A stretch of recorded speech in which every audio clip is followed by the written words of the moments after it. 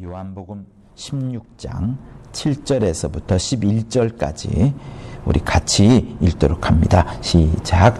그러하나 내가 너희에게 실상을 말하노니 내가 떠나가는 것이 너희에게 유익이라. 내가 떠나가지 아니하면 보혜사가 너희에게로 오시지 아니할 것이요 가면 내가 그를 너희에게로 보내리니 그가 와서 죄에 대하여 의에 대하여 심판에 대하여 세상을 책망하시리라. 죄에 대하여라 함은 저희가 나를 믿지 아니함이요 의에 대하여라 함은 내가 아버지께로 가니 너희가 다시 나를 보지 못함이요 심판에 대하여라 함은 이 세상 임금이 심판을 받았음이니라.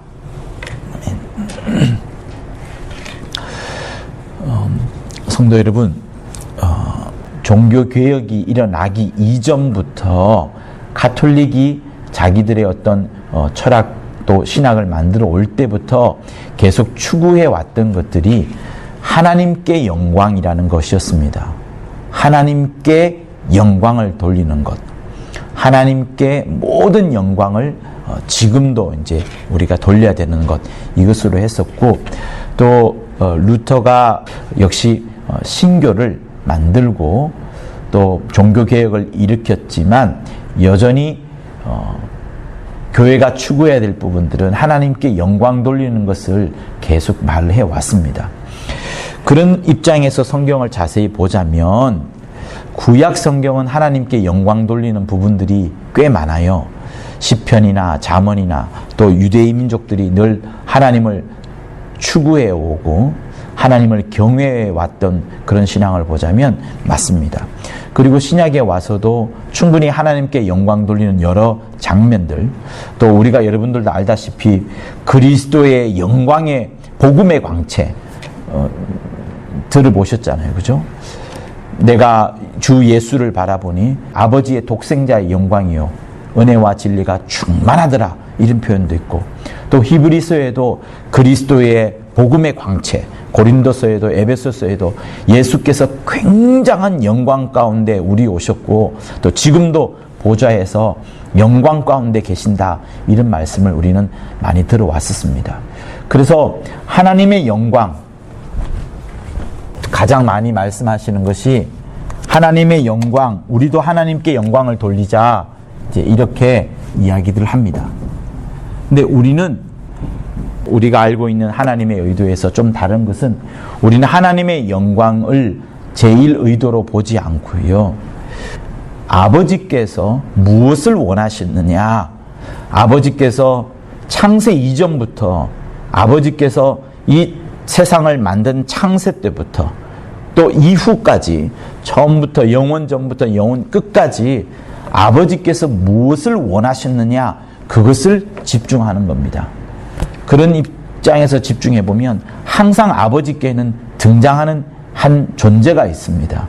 곧 아버지 하나님만 계시는 것이 아니고 항상 아버지께서는 아들에 대한 이야기를 해왔고요, 아들 역시도 항상 자기 이야기를, 자기 말을 하는 것이 아니라 항상 아버지께서 계심을, 자기가 아버지보다 철저히 낮은 자임을, 아버지보다 굉장히 순종하고 복종하는 자임을, 아버지와 절대로 동등되게 여기지 아니하고 낮아진 자임을 늘 보여주려 했던 분이 또한 아들임을, 그러면서 그 중간의 역사로서 성령이 막 마음껏 왕래하시는 그런 것들을 성경은 보여줍니다. 그래서 우리는 하나님의 영광도 있지만 우리는 하나님의 뜻, 하나님의 뜻이 무엇이었느냐, 이제 이렇게 바라보는 겁니다. 그래서 그런 입장에서 성경을 한번 자세히 보면요, 신약에 나와서 대부분의 하는 제자들의 스토리들이 보면 아버지에 대한 이야기와 특별히 아들에 대한 이야기를 많이 합니다. 아버지와 아들에 대한 이야기. 구약에 가보면 여러분, 하나님의 아들에 관해서는 여러분 머릿속에 하나님의 아들에 대한 장면을 어떻게 생각해 보거나 읽어보신 적이 있나요? 없지 않습니까?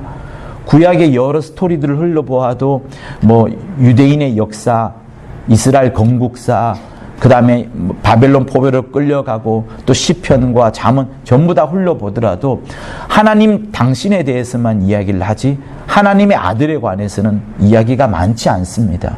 혹시 하나님 이외에 다른 누군가에 대해서 찬양하고 이야기하는 또 약속하는 장면이 있다 그러면 메시아가 올 것이라는 그 이야기예요.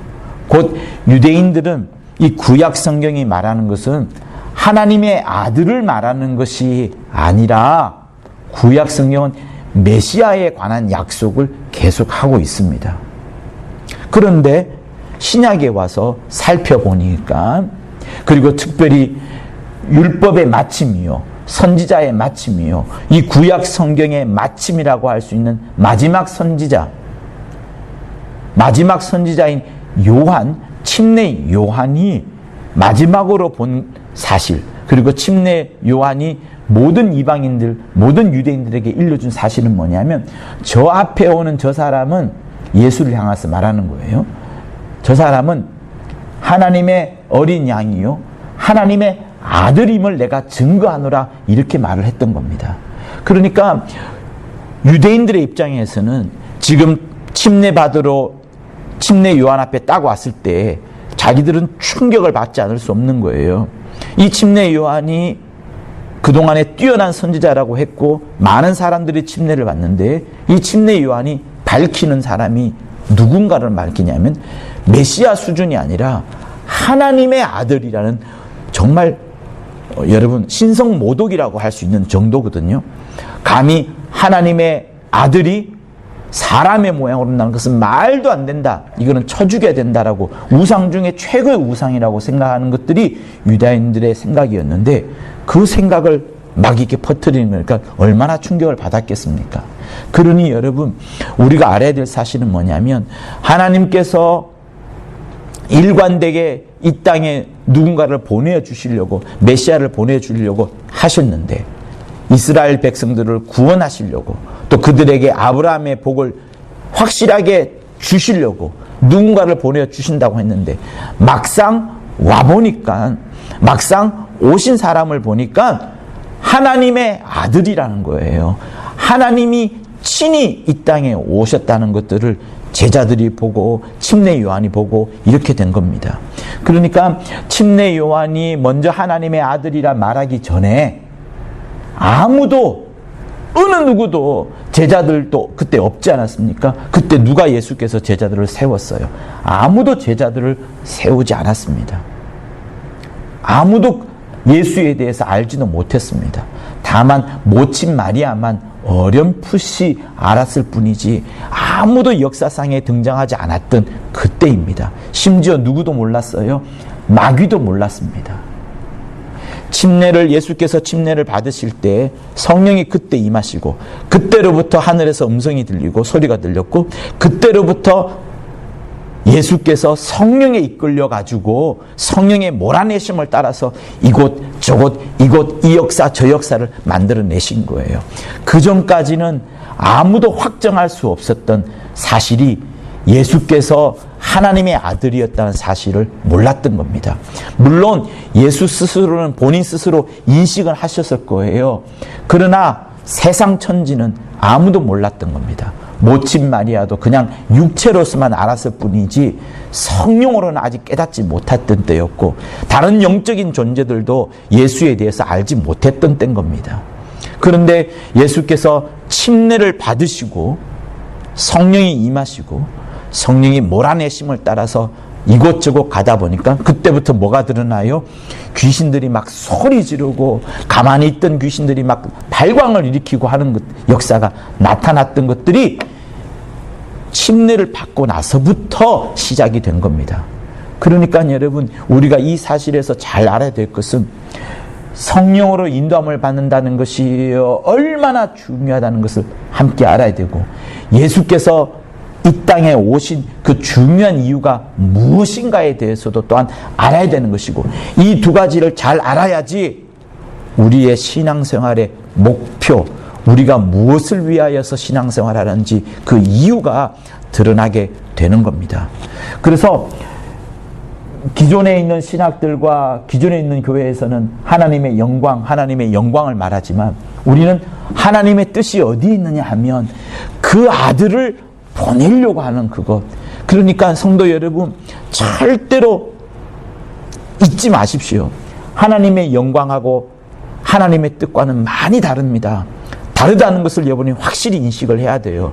왜냐하면 하나님은 아들이 없이는 당신의 뜻을 펼칠 수가 없고, 아들은 하나님의 뜻을 쫓지 아니하고는 어느 한 발자국도 갈 수가 없는, 그리고 이 둘 사이에서 누가 왕래하시냐? 끊임없이 성령이 왕래하시기 때문에 여러분들이 알아야 될 것은 아들, 하나님의 아들, 그리고 그 아들은 끝까지 아버지 하면서 이 영적인 생활을, 그리고 공적 생애를 계속해서 이 땅에서 우리에게 보여주셨다는 사실, 공생애를 끊임없이 보여주시면서 아버지 하셨고, 하나님 아버지께서는 아들 하셨다는 이 사실들을 잊지 말아야 되는 겁니다. 그래서 성도 여러분, 하나님은 당신이 영광 받으시는 것이 당신의 목적이 아니셨어요. 이 세상을 만드실 때에 하나님이 원하셨던 바는, 하나님이 영광 받으시는 것은 사실상 이 세상이 없더라도 하나님 스스로 충분히 영원 전부터 영원 후까지 충분히 영광을 받으시고 아무런 장애가 없으신 겁니다. 근데 하나님의 뜻이 제일 첫 번째 딱 나타나는 것이 무엇이냐 하면, 그 아들을 사랑하셔가지고 그 아들을 위하여서 만유를 지으시고 그 만유의 후사로 아들을 세우겠다 하신 것이 아버지의 뜻이 짱 하고 나타났던 겁니다. 그때부터 시작된 것이 하나님의 뜻인 거예요. 그래서 여러분, 많은 성경 구절에 그런 구절들이 있지만 특별히 우리 히브리서 1장 2절을 한번 읽어보시도록 하겠습니다. 같이 읽겠습니다. 시작. 이 모든 날 마지막에 아들로 우리에게 말씀하셨으니 이 아들을 만유의 후사로 세우시고 또 저로 말미암아 모든 세계를 지으셨느니라. 3절요. 이는 하나님의 영광의 광채시요 그 본체의 형상이시라. 그의 능력의 말씀으로 만물을 붙드시며 죄를 정결케 하는 일을 하시고 높은 곳에 계신 위엄의 우편에 앉으셨느니라. 자, 이는 하나님의 영광의 광채라 말하잖아요. 기존 교회에서, 기존 카톨릭이나 이런 쪽에서 하나님의 영광을 말하는데, 우리는 하나님의 영광 이 자체가 누군가 하면 아들이라는 거예요. 아들. 여러분, 이 신앙이 굉장히 다릅니다. 하나님의 영광하면 상당히 모호해요. 그죠? 상당히 모호합니다. 그리고 내가 열심히 살아서 나의 어떤 공로나 나의 어떤 성과물, 나의 좋은 결과물들을 하나님께 드리면 그것이 하나님께 영광을 돌려드리는 것이라 라고 생각을 하고, 그게 신앙이라고 생각하는 사람 적지 않게 많습니다. 내가 이 세상을 열심히 살아서 또 직업이나 사업이나 이런 것들에 번창하여서 여기서 잘 귀중한 것들을 만들어내고 엮어내어가지고 이 중에 11조 또 이 중에 12조 이렇게 하나님께 드리는 그것을 하나님의 영광 돌림, 또 그것을 신앙으로 여기는데, 여러분 거기에는 뭐가 빠지냐면 아들이 빠져 있어요. 예수가 빠져 있습니다. 성도 여러분, 이것은 매우 중요합니다. 우리가 신앙생활하면서 여러 가지 것들을 할 수 있어요. 기도, 예배, 감사, 전도, 여러 가지 것들을 할 수 있습니다. 그러나 이 각각의 부분들마다 예수가 빠져버리잖아요. 그러면 여기에는 처음에는 모릅니다. 인지하지 못합니다. 그러나 나중에는 예수가 빠진 그 자리에 뭐가 할까요? 그림자가 들어가게 되고 사망의 세력들이 조금씩 나타나게 되고 여기에 엉겅퀴가 머물게 되고 가시덤불이 자라게 되는 것이 여러분 이 우주 세계입니다. 이 우주 세계 속에 예수가 빠져버리면 모든 것들은 썩어지고 문드러지고 가시덩굴이 들끓게 되고 사망의 세력이 피어날 수밖에 없습니다. 많은 사람들이 감사 이야기를 해요. 그리고 하루 중에 10번을 감사하면 병이 사라진다는 이런 실제적인 학계 보고서도 있습니다. 근데 감사하는데 누구에게 감사하는 거죠? 무엇 때문에 감사하는 거죠? 내 병을 낫게 하고자? 내 삶에서 정말 어떤 우울함이나 이런 어둠이 사라지게 하기 위해서? 아닙니다. 우리 모든 것들은 하나님의 영광이라 할 수 있는 아들에게로 집중하지 않으면 우리 신앙은 반드시 그곳에서 뿌리를 내릴 수가 없는 겁니다. 그래서 우리 교회에서 특별히 이 성경에서 지속적으로 이야기하는 것은 뭐냐면, 아버지는 아들에 대해서 끊임없이 말씀하여 주시고, 아들은 끊임없이 아버지께 모든 권위와 모든 존경과 모든 위엄을 돌려드리는 것이 이 성경책에 가득 차 있습니다. 그리고 그렇게 될 것이다 라고 계속해서 예언을 해왔던 것들이 구약 성경에 여러 나오는 예언들, 선지자들, 또한 심지어 율법도 말하는 바가 그거고, 또 창세기 3장에 태초라고 말할 수 있는 여자의 후손이 오면 뱀의 머리를 짓밟아버리라 하신 그 신랄한 복음 역시도 아들이 와야 된다는 거, 하나님의 아들이 와야 된다는 거, 여자의 후손이 와야 된다는 그 사실을 말씀하는 겁니다. 그래서 성도 여러분, 우리 신앙의 첫 출발은 무엇이냐 하면, 내가 구원받는 거, 내 삶에 있어서 형편이 좋아지는 거, 내게 감사거리가 많아지는 거, 내 병이 사라지는 거, 이거는 신앙이 아닙니다. 정말로 신앙은 무엇이냐면, 우리 눈에 보이지 않던 분이 그냥 하나님의 영광으로만 표현되었던 그분이 실제로 2000년 전에 이 땅에 오셔가지고 우리를 만나 주셨고, 이제 2000년 이후지만 나는 그분을 직접 2000년 전처럼 만나보지는 못했지만 지금 당장 주님을 내 안에 모셨고, 내 정면에 주님을 내 앞에 두고서 그분을 섬기고, 그분 앞에 예배하고, 그분과 사귀고, 그분과 함께 동행하고, 그분과 모든 삶을 살아가는 그것을 여러분 신앙생활이 하는 겁니다. 그래서 아들이 빠져버린 거, 여러분 심각한 문제가 오는 거예요. 성도 여러분, 그러므로 항상 여러분들은 어디에 집중해야 되느냐?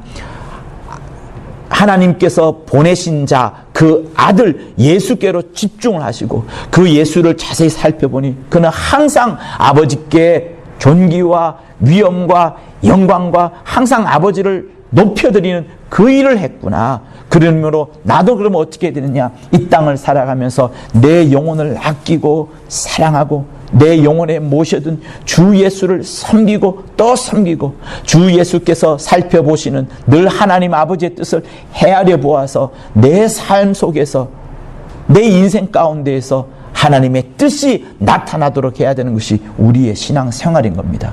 그래서 예수가 빠져버린 것에서 여러분이 집중하게 되면 정말로 우리는 심각한 타락으로 빠져들지 않을 수가 없게 되는 겁니다. 그래서요, 우리 교회에서 하나님의 이름을 뭐라고 해요? 예수라고 말하는 거. 여호와라 말하지 아니하고 하나님의 이름을 예수라고 말하고, 그 하나님께서 그 이름을 아들인 예수에게 주심으로, 또 성령에게 주심으로, 또 우리에게 주심으로, 그 이름으로 보존하고 그 이름으로 영광 돌리겠고 그 이름으로 기도가 왕래되게 하신 이 사실들은 매우 중요한 겁니다. 여러분들이 해화동에 가보면 가톨릭 서점이나 이런 것들이 굉장히 많습니다. 크게. 근데 그곳에 가서 도서관에 가서 한번 쭉 살펴보세요. 책에 보면 예수라는 단어를 여러분들이 보기가 굉장히 어려울 겁니다. 거의 없습니다. 예수라는 단어 대신 뭐가 나와요? 그리스도 혹은 주. 예수라는 이름을 아예 쓰지 않습니다. 책을 펼쳐보아도 예수를 말하지 않고 하나님의 아들 자비로우신 그리스도시여 뭐 이렇게 나오지, 예수라는 이름을 말하지 않습니다. 우리 가운데도 그래요. 하나님을 하나님이라 부르기는 쉬워요. 근데 예수여 예수여 예수여 라고 부르면서 기도하는 사람은 여러분 그리스도인들 가운데에도, 기독교인들 가운데도 많지가 않습니다. 그만큼 그 이름을 부르기가 어렵다는 것은 이 이름이 무서운 이름이 아니거든요. 하나님 아버지께서 모든 자에게 준 이름인데, 아버지의 이름, 아들의 이름인데 그 이름을 부르기를 꺼려하는 그런 이상한 시스템이 여러분 깔려져 있어요. 그래서 우리는 이것을 박차고 나오려고 우리가 하나님의 의도와 배려를 배우고 또 이 성락교회를 통해서 잘 깨닫고 있는 겁니다. 그래서 성도 여러분, 여러분의 이름을 불러갈 때 예수 이름을 불러가면서 신앙생활하는 것, 이것 굉장히 중요한데, 결국 이 예수 이름을 불러가면서 우리가 무엇을 말해요? 아, 하나님의 뜻이 그 아들 예수에게 있었구나라는 것을 다시 한번 확인하게 되는 겁니다. 자, 그러면서 우리가 확인해야 될 것은 뭐냐면, 오늘 이 요한복음 16장에 나오는 본문이에요. 우리는 7절과 8절, 9절, 10절, 11절을 이렇게 읽었습니다. 7절부터 한번 보면 이렇게 말해요. 내가 너희에게 실상을 말한다. 실상을 말한다는 말은 내가 진실로라는 표현을 예수께서 말씀을 하셨잖아요. 그 진실로라는 표현보다 더 강한 표현입니다. 내가 너희에게 진짜를 말해줄게. 정말로 중요한 사실을 말해줄게. 잘 들어봐라. 진실로라는 말보다 더 핵심적으로 내가 일러줄게. 실상을 말한다. 그런데 그 말이 뭐냐면, 내가 떠나가는 것이 너에게 유익이라. 제자들은 예수가 떠나가는 것이 절대로 유익이라 생각하지 않습니다. 여러분들 중에 여러분들이 사랑하는 성님 떠나가는 것을 여러분들의 유익으로 생각한 사람이 누가 있겠습니까? 사랑하고 존경하고 아껴왔었고 많은 것을 배워왔었기 때문에 그분이 떠나가는 것이 제자들의 입장에서는 절대로 유익이라 생각지 않는데, 예수께서는 오히려 말씀하시기를 내가 떠나가는 것이 유익이라 이렇게 말씀합니다. 만약에 내가 떠나가지 아니하면 보혜사 성령이 오지 않을 것이고, 너희에게 오지 않을 것이고, 그러나 내가 떠나가면 내가 성령을 너희에게 보낼 것이니 성령을 보내주는 그것이 너희에게 굉장히 유익이 될 것이라 이렇게 말씀을 하는 겁니다. 성도 여러분, 여러분들의 영혼이 여러분 앞에 있지 않아요. 여러분들의 영혼이, 여러분들이 거울을 보더라도 여러분들의 영혼은 보이지 않습니다. 여러분의 육체가 보이는 거죠. 여러분의 사랑하는 사람이 여러분 앞에 있습니다. 바로 앞에 있지 저 멀리 있지 않고 바로 앞에 있습니다. 내가 사랑하는 사람이 바로 앞에 있기 때문에 이 사람을 만질 수 있고 어깨를 토닥거려 줄 수 있고 머리를 쓰다듬을 수 있습니다. 예배가 뭡니까? 하나님과 입맞춤이라 했어요. 그만큼 가깝다는 겁니다. 가깝기 때문에 입맞춤을 하는 거거든요. 그와 더 가까워지고 싶어서. 그러면 한번 보세요. 예수가 지금 제자들 앞에 있습니다. 12 제자들 앞에 있지만 다른 여인들 앞에는 없어요. 다른 70인 제자들 앞에, 다른 500 제자들 앞에, 이방인들 앞에는 예수가 없습니다. 한정된 공간에, 한정된 시간에만 예수께서 지금 있는 거예요. 그런데 심지어 제자들 앞에도 하시는 말씀이, 내가 니네들 앞에 있는 것보다 내가 가는 것이 유익이다. 왜? 성령이 오시면 여러분, 이 사람들 앞에 있지 않습니다.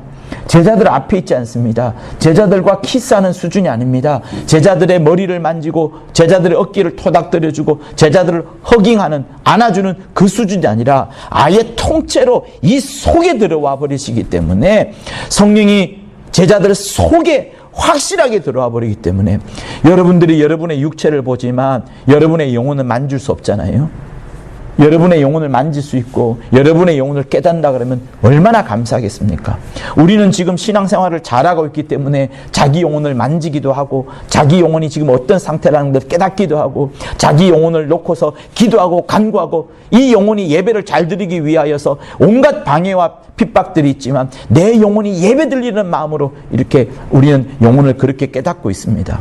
이것처럼 성령이 우리 안에 오셔가지고, 성령이 제자들 속에 들어가가지고 성령이 각 사람 속에 확실하게 들어오시는 것. 예수께서 내 앞에 서서 내게 일일이 이것저것 한두 번 말하는 것은 나만 예수를 누리는 것이지, 그리고 예수께서 내 안에 있는 게 아니잖아요. 내 밖에 있는 겁니다. 그런데 이분이, 여러분 그렇게 믿으셔야 돼요. 성령이 오신다는 것은 2000년 전에 예수 앞에서, 제자들 앞에 섰던 예수께서 친히 늘 제자들과 함께 하시면서 여러 말씀을 나눠주시고 가르쳐 주셨던 것처럼, 그 예수께서 이제는 성령으로 내 안에 확실하게, 여러분 안에 정말로 확실하게 들어온다는 그것을 말씀하는 겁니다. 성령이 여러분 속에 확실하게 들어가셔가지고 여러분 안에서 하나님의 말씀을, 예수께서 하셨던 말씀을, 예수께서 지금도 여러분에게 감동을 주면서 말씀을 하고 있는데, 내가 내 영혼을 일깨우지 않고 내가 성령의 일하심을 제한하기 때문에 내가 성령이 내 안에서 역사하시는 것을 깨닫지 못할 뿐인 겁니다. 그래서 성도 여러분, 지금 예수께서는 우리에게 말씀하시는 거예요. 실상을 내가 너에게 진짜 알려준다. 제발 이 말 들으라. 내가 가는 것이 너에게 유익이다. 예수께서 가셔야 되고, 예수께서 죽으셔야 되고, 예수께서 십자가에서 피를 흘리셔야지, 그리고 하늘나라에 가셔야지 이제 성령이 오시는 것이니 성령이 오는 것이 너에게 유익이다, 이렇게 말씀하시는 겁니다. 성도 여러분, 그러므로 여러분의 신앙생활을 어떻게 할 것이냐, 항상 성령의 인도함을 받으세요. 성령의 역사를 받으세요. 성령의 도움을 받으세요. 주 예수께서도 침례를 받으시고 성령을 받기 이전까지는 주변에 있던 영적 존재들이 예수에 대해서 깨닫지를 못했습니다. 예수께서도 마음껏 주님의 일을 펼치지 않으셨습니다.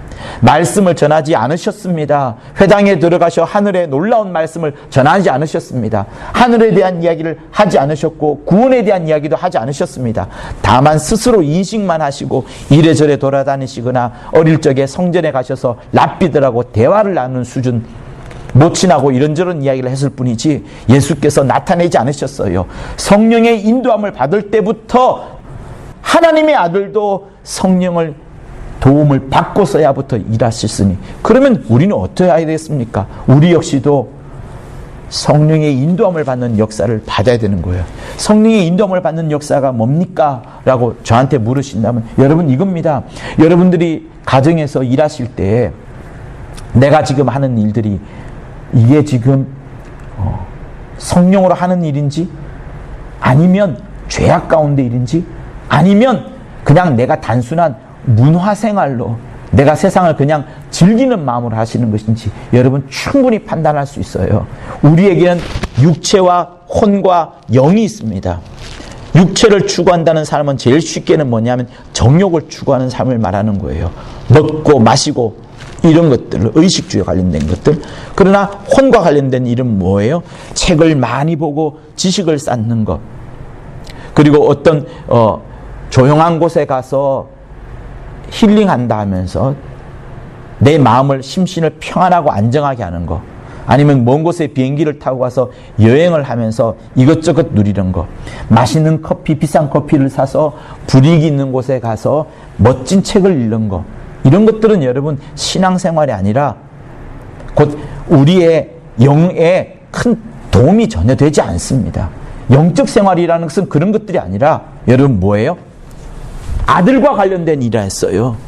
먹고 마시는 것, 육과 관련된 일입니다. 맛있는 커피를 들고 와서 좋은 곳에서 힐링하는 것, 아들이 없어요. 이것은 혼과 관련된 일입니다. 다 쓸모가 없는 거예요. 영적인 생활에 아주 미미하게 조금은 도움은 되겠지언정 사실은 도움은 되지 않습니다. 왜? 내가 영적 생활하기에 빠져들지 못하도록 이 혼이, 이 문화생활이 나의 영적 생활을 막으니까. 그러니 여러분, 이 본문에서도 하나님은 우리에게 성령을 보내주셔가지고 육의 일을 하지 아니하고 정욕의 일을 구하지 아니하고 혼의 일을 찾지 아니하고 문화생활을 누리지 아니하고 성령으로 말미암아 하나님이 원하시는 일들을, 하나님의 뜻하신 일들을, 아들을 드러내시려 하려는 일들을, 아버지께 영광을 돌려내는 일들을 하시려고 하시는데, 우리가 성령을 제한한다면 이런 것들은 우리에게 다가오지 않는 겁니다. 그래서 예수는 지금 다시 우리에게 말씀하시는 거예요. 내가 너희에게 실상을 말한다.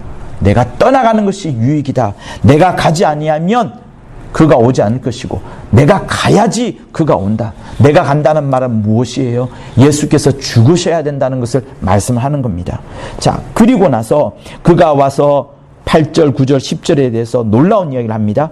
죄에 대하여서, 의에 대해서, 심판에 대하여서 가르쳐 주는데, 세상이 알고 있는 죄, 세상이 알고 있는 의, 세상이 알고 있는 심판이 틀렸다.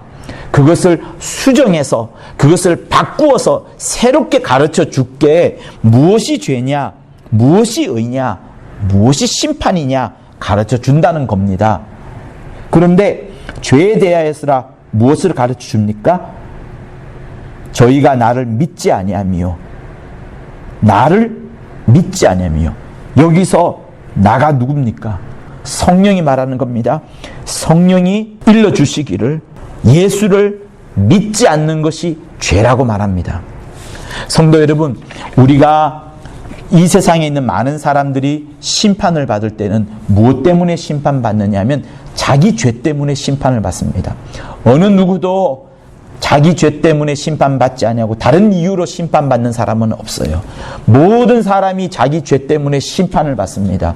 여러분들도 마찬가지고 저도 마찬가지예요. 우리 모두는 자기 죄 때문에 심판을 받습니다. 자기 죄가 없는 자가 하나도 없어요. 엄청나게 누적된 쌓여져 있는 이 죄가 있습니다. 그런데 이 죄값을, 이 죄 때문에 우리는 심판을 받아야 되는데 대신 누군가가 쫙 나타나가지고 대신 저주를 받으시고 대신 율법의 저주를 속량하시고 십자가에서 대신 예수께서 십자가에 달려 주심으로 말미암아서 우리가 심판을 받지 않게 되는 거예요. 예수께서 대신 십자가를 지심으로, 예수께서 대신 심판을 받으심으로 우리가 심판을 받지 않게 되는 겁니다. 그런데 우리가 세상 사람과 다른 이유는 딱 한 가지예요. 내가 그분을 믿습니다. 그분이 나의 구세주임을 내가 믿습니다 하는 그 믿음 한 가지만으로 구원함을 얻는 겁니다. 그것을 우리가 이번 주 주일날 갈라디아서 3장 전체에 막 걸쳐서 특별히 13절과 14절에 걸쳐서 우리가 잘 배우지 않았습니까? 그러니까 세상 사람들은 자기 죄 때문에 심판을 받는 것이고 우리가 구원함을 얻는 것은 나의 믿음으로 말미암아 뭘 믿는데요? 아들.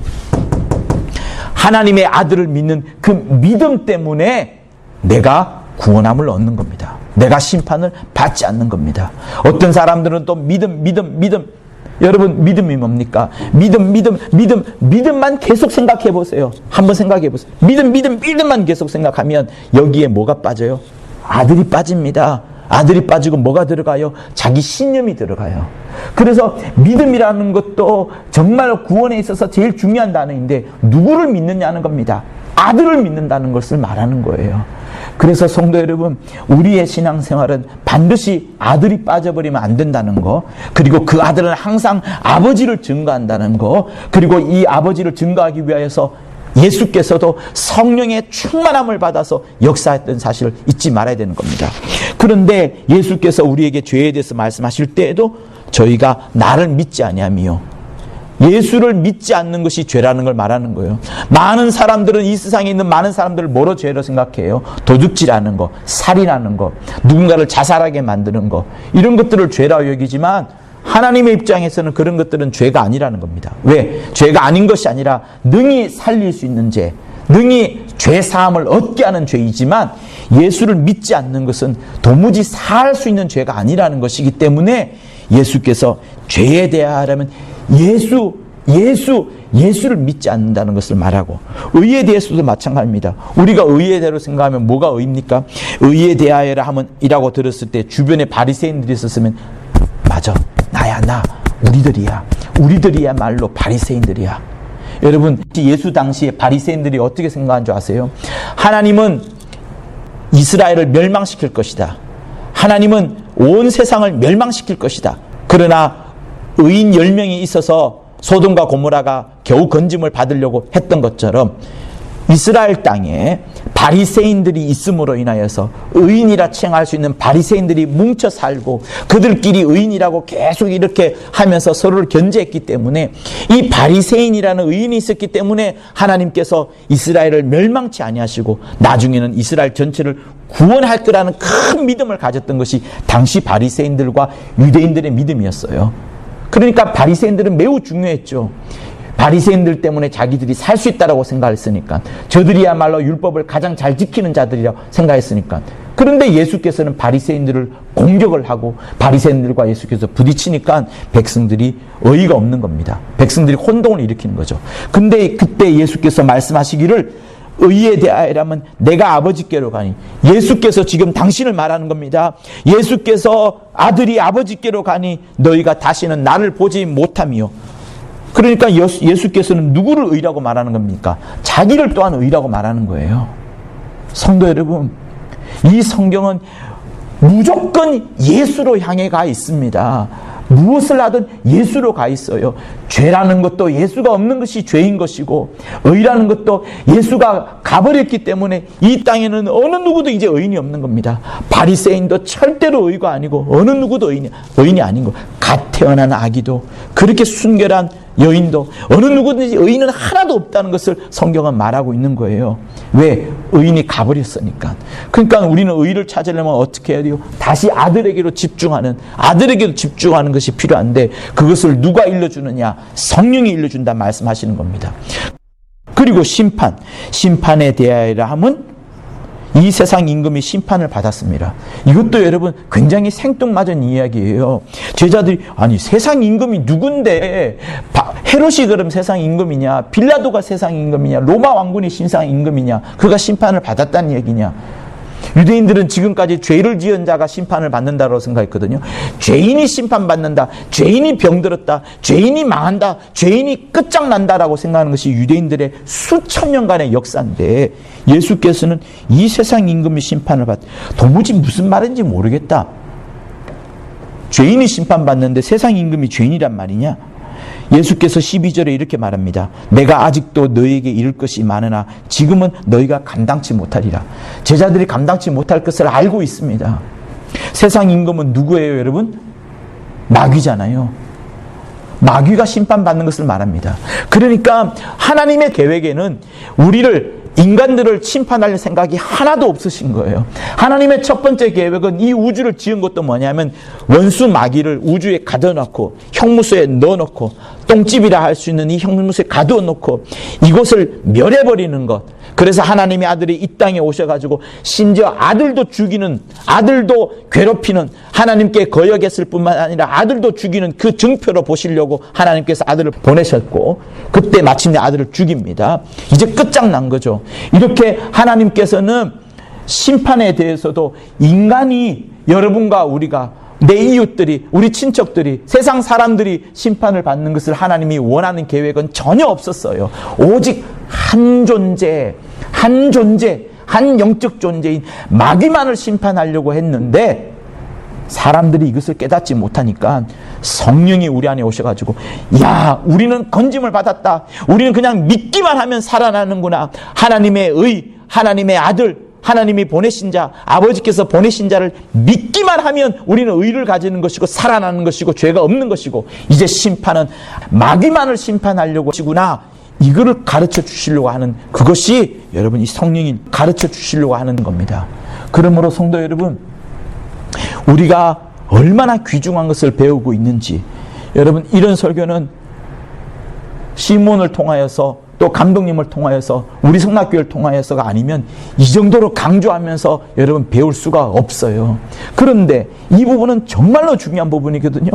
이 부분에 대해서 잘 알고 있는 곳이 어디 있습니까?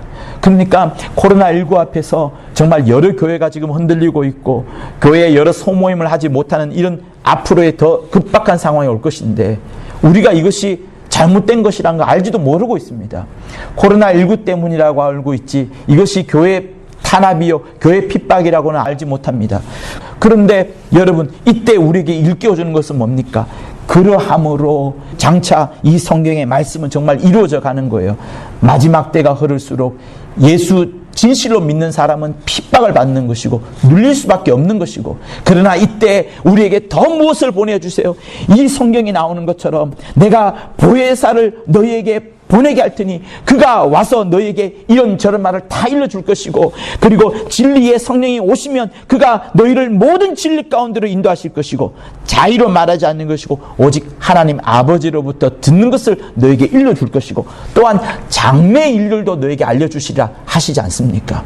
그러니까 성도 여러분, 우리가 이때에 더욱더 성령의 인도함을 받도록, 성령의 영감을 얻도록, 성령의 도우심을 받도록, 성령의 이끌어가는 견인을 받지 않으면 우리는 신앙생활 제대로 하기 힘들어요. 얼마나 우리 교회 앞에 산적해 있는 일이 많습니까? 소송과 재정적인 문제와 분쟁과 이런 것들 앞에 코로나까지 있는데, 이때 우리를 건져낼 게 뭡니까? 여러분 안에 오직 한 가지만을 붙잡으라는 거예요. 성령의 충만함을 받아서 하나님의 뜻이 어디 있어요?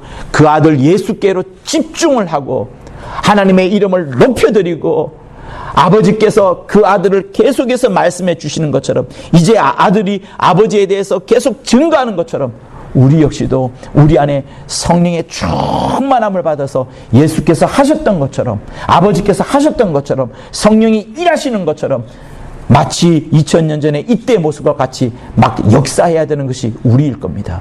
그래서 성도 여러분, 여러분의 심령 속에 성령의 충만함을 사모하시고 늘 성령의 인도함을 받는 여러분 모두가 되실 것을 예수 이름으로 부탁을 드립니다. 할렐루야. 그분이 십자가에 달리셨고 그 달리신 이를 봄으로 말미암아 우리가 살게 되었고 그 달리신 이가 이제 내려오셔서 하늘로 진격하신 다음에 이제 성령을 우리에게 보내주셔서 십자가에 달리신 이가 얼마나 위대한 일을 하시는지, 그분은 찬양받기에 부족함이 없는 자요, 그분은 늘 아버지의 이름을 높여드린 그 사실들을 또한 우리가 바라볼 수 있는 겁니다. 그래서 성령 충만하여서 하루하루, 정말 하루하루입니다. 앞길을 알 수 없는 이때에, 정말 하루하루를 알 수 없는 이때에 오직 성령의 충만함을 받는, 성령의 인도함을 받는 여러분 모두가 되실 것을 예수 이름으로 부탁을 드립니다.